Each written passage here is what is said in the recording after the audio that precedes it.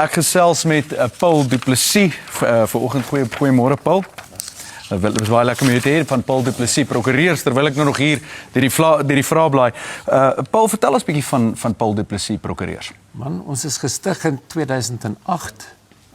Ons is 'n niche firma en ons fokus op mediese nalatigheid en versekeringsreg.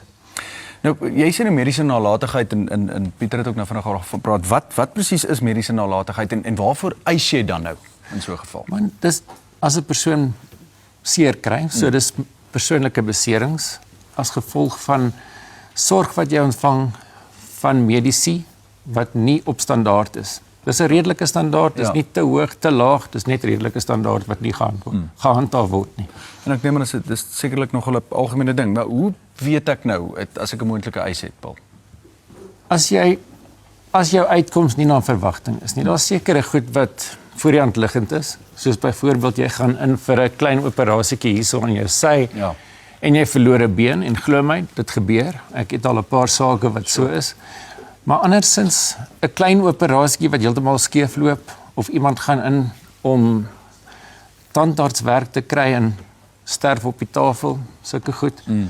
Maar ek sou sê basies as goed skeef loop en jou uitkoms is nie na verwagting, dan het jy rede om verder te kyk. Of ten minste dit te ondersoek en die maatstaf hier moet tog sekerlik wees redelikheid, nee, ek bedoel binne die perke van uiteraard wat jy redelik sou verwag het in daai geval. Ja, uiteraard. Of as 'n dokter vir jou sê, kyk, hierdie is risiko's, dan weet jy daar is 'n risiko van dat dit gaan gebeur, maar as dit nie 'n risiko is wat aan jou genoem is nie, dan kyk verder. Dan is daar moontlikheid vir 'n eis.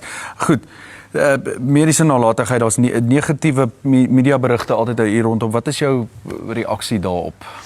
Man, ja, ongelukkig is daar nou ouens wat in die Oos-Kaap nou bedrog gepleeg het. My persoonlike ervaring, ek gaan nou oorslaan na Engels want ja, jy's welkom. Hierdie is my passie. Ons het begin in 2008 met premature babatjies. Ek het gesê ek gaan oorslaan. Maar jy hou hom mooi, jy sien. Ek doen. En ons navorsing ons het gesien daar's 'n riglyn van 2002 wat sê hoe jy premature babatjies moet behandel om blindheid te voorkom. En dis nooit toegepas nie. Ons het op vrek baie babatjies afgekom of kindertjies wat blind is. En toe in 2012 is daar 'n simposium gehou met pediaters en oftalmoloë en daar sit hulle op die skerm my advertensie wat ek in 2008 in die koerante gesit het. En hulle het my as die duiwel uitgemaak. Hoe dit ook al sê, 2013 ewe skielik is daar nou hierdie enorme publisering van hierdie nuwe riglyn. En nou is daar minder blinde babatjies. En dis vir my wonderlik. Ja. Maar my ervarings wat my diep raak. Little Chiamu. It's a little girl who had hydrocephalus. Hydrocephalus is when your brain doesn't drain the water. She lay for a month before they put a little shunt in, a very straightforward procedure. And you can see her head is somewhat enlarged. After we were done, the compensation that was achieved for her, she's now finally got a chair and that supports her head. Wow. She never got that from the government. And it's just the happiness on her face makes me happy. Wow. Another little kid, Tegan. Net kortliks, Paul. Ja, ek weet. Tegan is blind, very difficult childhood, screamed a lot, never happy.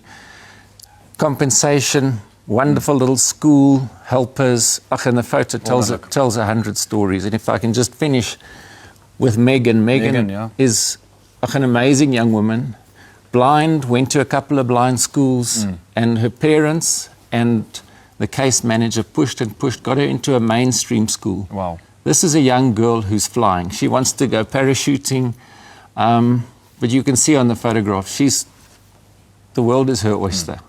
And it's awesome that medical malpractice, compensation, just changes these kids' lives. En dit is vir jou passie en dis wonderlik. Dankie vir die wonderlike werk wat julle ook doen. Paul van Paul Du Plessis, prokureurs. Dankie dat jy vandag gedraai kom maak het.